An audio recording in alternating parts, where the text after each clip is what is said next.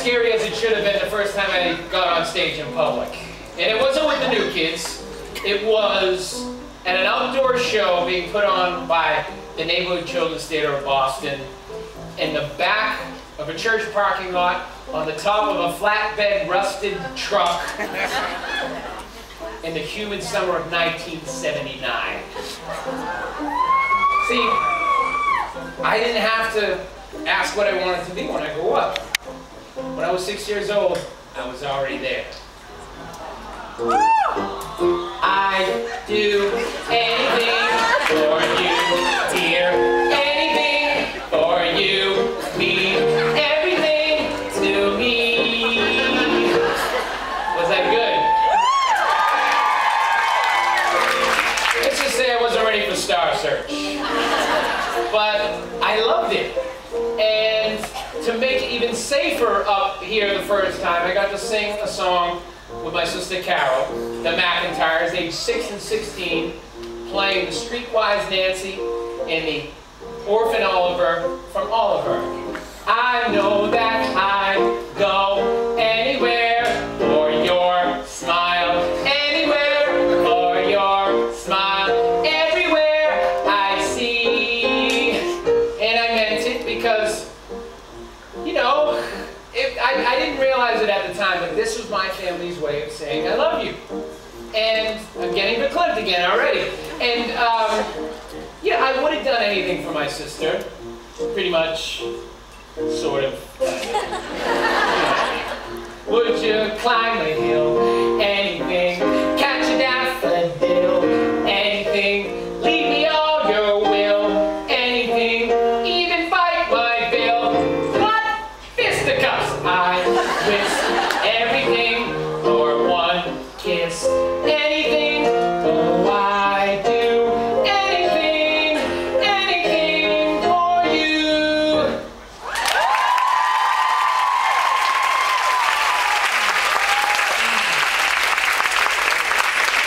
Yes, sir. Yes, sir. And I would have done anything to keep performing. And you know, my home was the stage, but it was just that I felt so at home on stage. And be right with you. I love you guys. I love that I don't give a shit too.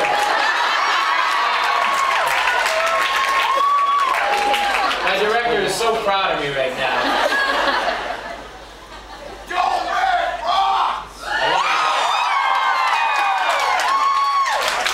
Perfect timing. But so Oliver had this role model, the Artful Dodger, and my role model, I sort of had an Artful Dodger, except I called him Dad. Tom McIntyre. Don't start with the odds either. I'm very fragile right now. Tom McIntyre was the ultimate charmer. He came from a long line of Boston charmers and a long line of Boston bricklayers. And when he was about 18 years old, he got his first job from his Uncle Dick. And Dick gave him his first job back-paging a brick wall. Now, back-paging is taking a certain kind of mortar and spreading it on the back of a brick wall to fortify it and make it aesthetically pleasing. So my dad goes to work, and Uncle Dick comes back about 15 minutes later, and my dad has done it all wrong. And Dick wasn't too happy. He lost it. Jesus Christ, Tommy! What the? Son of death! God! Son of a thief! God! Damn it! Jesus! God! Damn!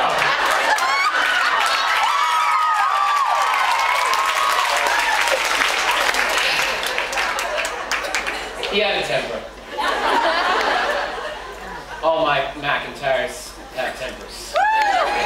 But you see, he didn't mean it. I mean, these guys were top-notch bricklayers. They do whatever they could to get the job done. You know, it was artistic. I mean, these are the kind of guys who, this was long before nail guns, right? They would take a handful of nails and throw them in their mouth, big nails, and spit them out one at a time and bang them into the wall. Grab, slam, grab, slam, grab, slam, grab, slam, grab, slam. You see, there was music and rhythm to what they did. Now, these weren't the kind of guys that shared their feelings around the water cooler at the office. But rhythm and the music of the job was how they talked to each other. And when pretty girls walked by the job, they would woo them with a song like this. Tessie, you make me feel so badly, why don't you turn around? Tessie, you know I love you, madly, babe, my heart weighs about a pound. Don't mind me if I ever doubt you, you know I wouldn't live without you. Tessie, you are the only, only, only. That's right. Now, if you're Boston Irish, you already know this, but if you're not, let me fill you in on a certain peculiarity of our people. It's not drinking. Not drinking. No. See, Boston Irish talk a lot in pubs and in union halls, but not so much around the kitchen table. Why do I know this? Because it took me 39 years to find out that my great-grandfather was the lead bricklayer on the Green Monster. The Green Monster. The Green Monster, that's right. The Green Monster is a 37-foot high left field wall in the greatest baseball stadium in the world. Fenway Park. I know it's my hometown, I'm biased. Yes and yes. But, like bricklaying, baseball had its music. As a matter of fact, in 1903, the Boston Red Sox, then the Boston Americans, played the Pittsburgh Pirates in the World Series. They were down 3-1, and back then you needed 5 games to win. They were way down. So a bunch of guys got together. They were in a singing group. Not a boy band. They were called the Royal Rooters. And they were led by what else? We're in Boston, a bartender.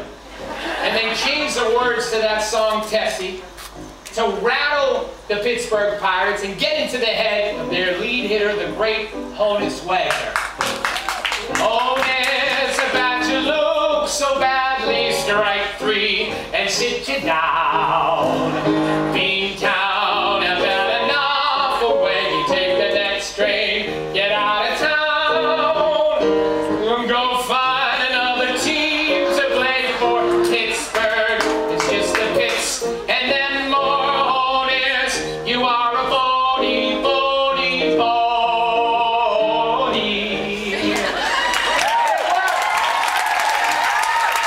It worked. The Sox came back and they won the World Series.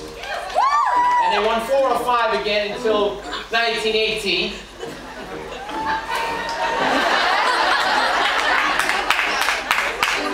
It took a while to get the next one. 86 fucking years it took. And the next one is a drought. It was a curse. It was the curse. It was a curse so great that it weaved its way into the fabric of a city. And it made us look ridiculous. That's not in the script. So, yeah, it was bad. I mean, 67? Brutal. 1975? Why?